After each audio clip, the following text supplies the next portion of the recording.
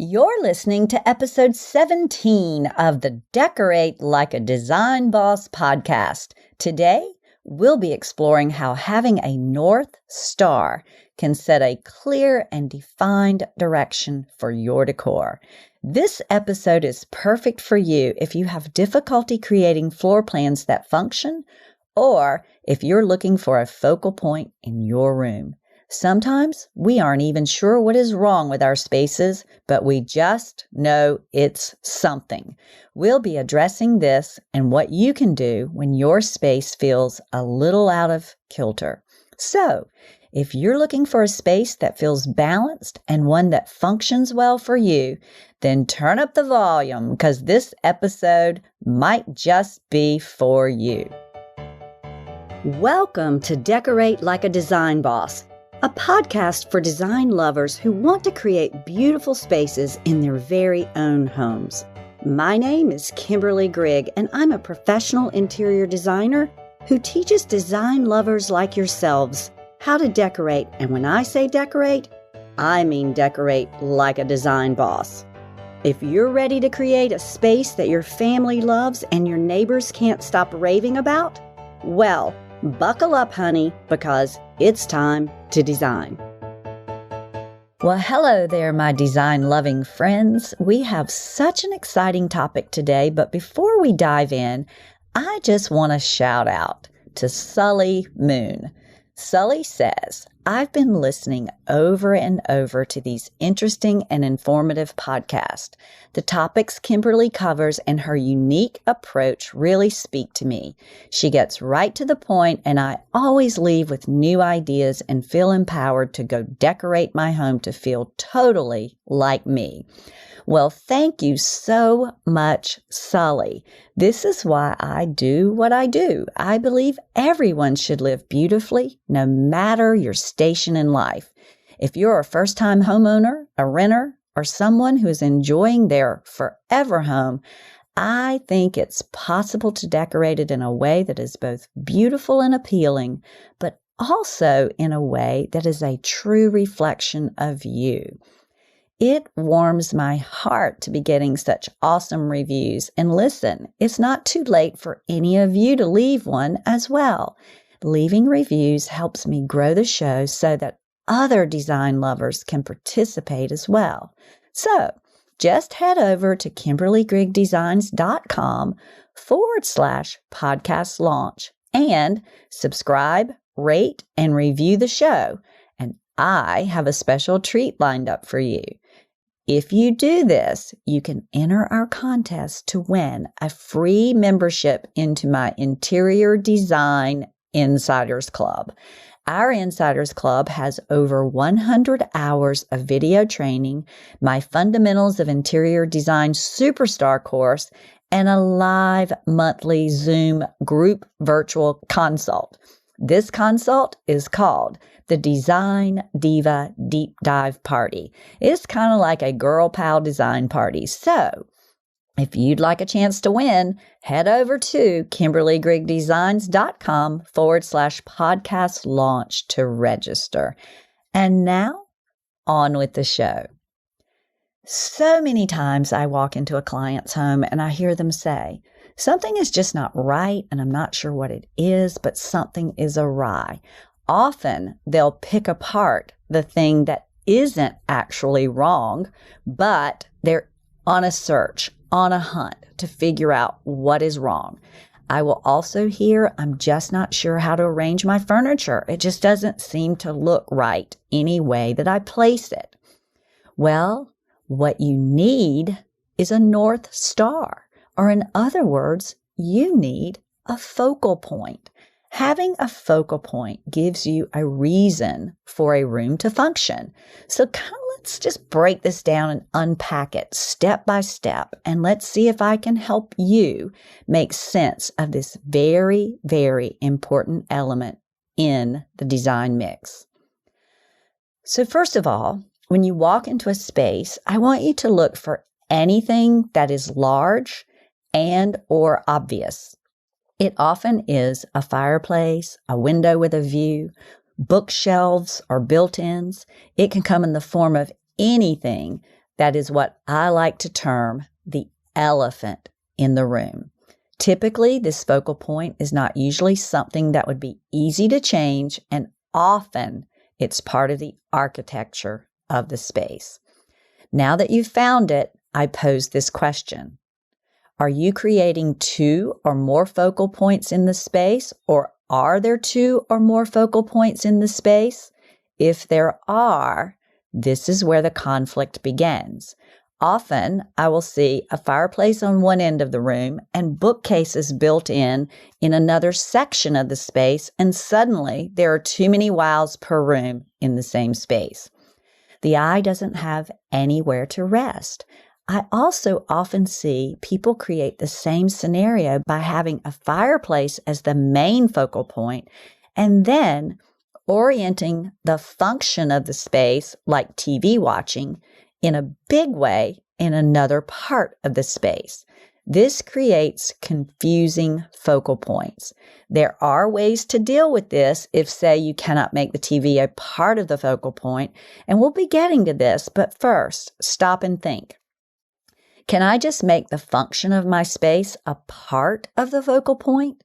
If so, it will be less tricky down the road, and it will be easier to work out the furniture placements within the room. I, of course, am going to preface all of this by reminding you to remember, there just aren't a lot of perfect houses out there. And if this is your design dilemma, then we're going to pick one of the focal points, typically the most obvious or the largest, and play it up. And we're going to play the other focal point down. Or we will opt to create 2 different zones and give each zone its very own focal point.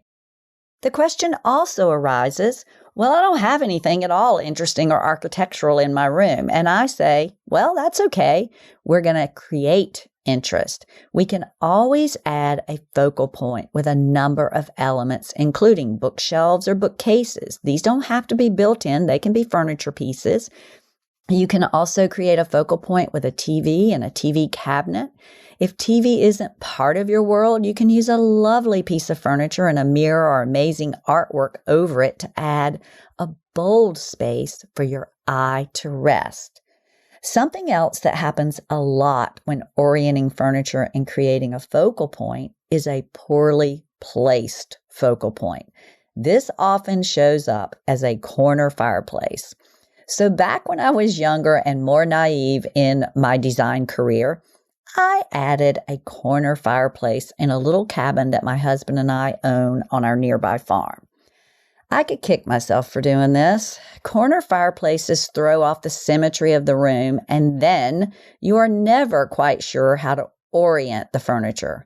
Of course, I have never actually admitted this to my husband because it was my big idea, but I assure you, I don't and won't do it again, as I have struggled for years to have the perfect placement of the furniture in this space. Friends, it is just awkward. My final and best resolve has been in placing 4 chairs on the round in front of the fireplace. This works well with the asymmetry and balances things out in a pleasant way.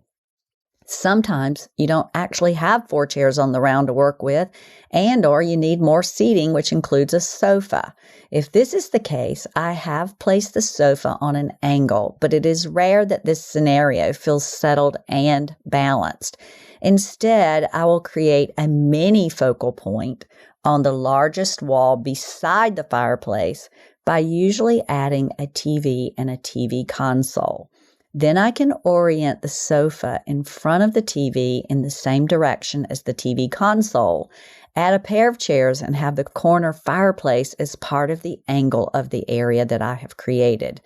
This scenario is one of the trickiest in the design world, and while it is not ideal, these tools and tricks have helped me solve my design challenge in an aesthetically pleasing way. However, if you can avoid this from the beginning, I advise you to do so. So, to summarize this so far, because there's a lot of information packed just in this, step 1 is to find the main focal point or create one.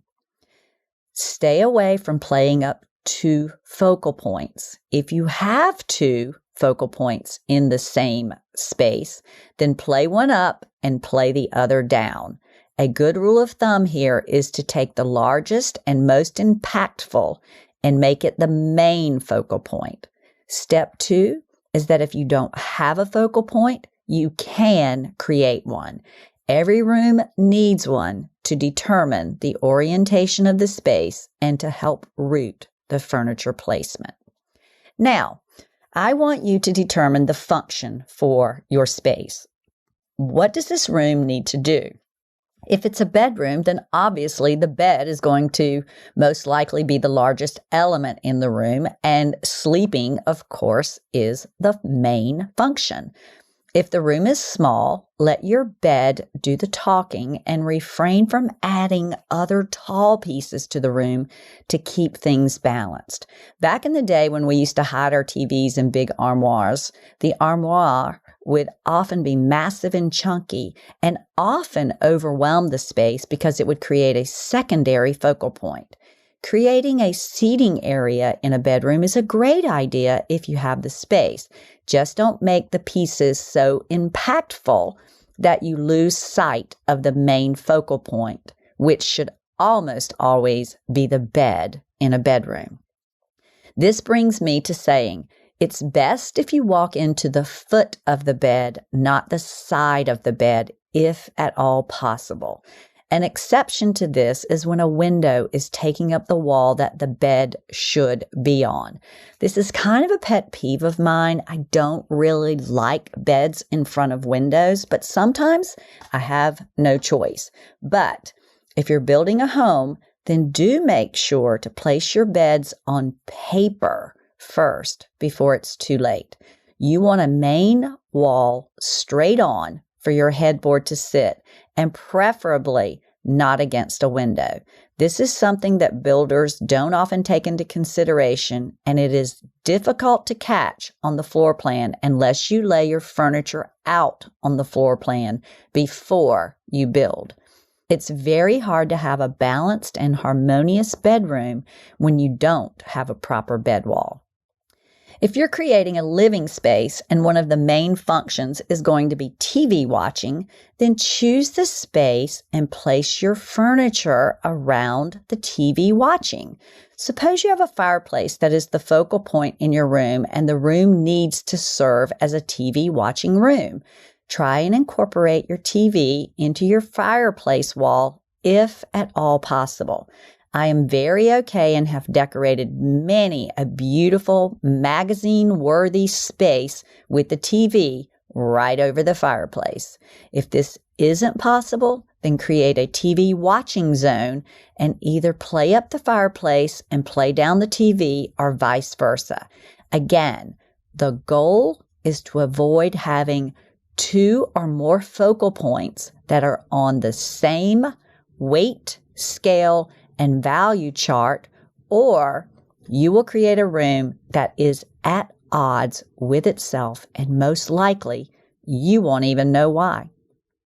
Again, the goal is to avoid having two or more focal points that are of the same weight, scale, and value, or you will create a room that is at odds with itself, and most likely you won't even know why.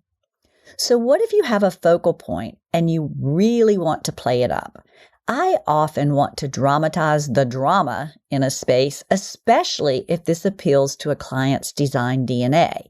If you're wondering what I mean by design DNA, well, I'm specifically talking about what makes your individual heart sing in the design world.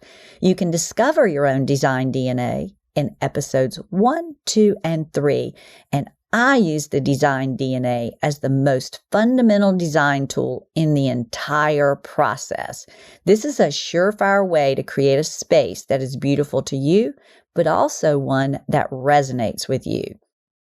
So some techniques I use when playing up a focal point are using a darker paint color on that one wall that is to be the focal point wall. I have also accentuated a wall that is the focal point with wallpaper or some other interesting architectural element like shiplap or stone, a mural, etc. A word of caution though, remember, don't create a separate accent wall in a space on a wall other than your focal point wall. This would create a separate accent wall and would also just create conflict. I know this sounds obvious, but I promise it happens often. So what can we learn from today's lesson? Furniture arrangements can be very logical if you allow them to be. Begin with identifying the focal point in a space and then determine the function of the space. Incorporate these two elements in the most aesthetically appealing way, which is ideal when you have one focal point or one wow per room. Many of us aren't gifted with this in our homes, so to optimize your aesthetic appeal, play up the main focal point and play down the secondary focal point. Many people will say that the fireplace is the elephant in the room, but they want to orient around the TV. You can successfully play up the TV or secondary focal point and make it the primary if you give this space more visual impact. Wallpaper, paint, or some other interesting element can help if this is your scenario. And, of course, if you don't have a focal point, it's important to create one around how the space will be used. Focal points are foundational, and every space needs one. Your homework this week is to assess your space. How many focal points do you have in each of your rooms? Now you are armed and ready to rectify this situation. I can't wait to hear and see what you come up with. You can see many examples of how I incorporated focal points professionally into homes and spaces that I've decorated on Instagram and Facebook at Kimberly Grigg Designs. Don't forget to subscribe, rate, and review for a chance to win a spot in our membership. And that's it for today. And you know what I like to say, don't wait. Today is a great day to decorate. Kisses, kisses, and lots of hugs. Bye for now. Thanks for listening to Decorate Like a Design Boss. If you want more info on how to decorate your space like a pro, visit KimberlyGriggDesigns.com. See you next week.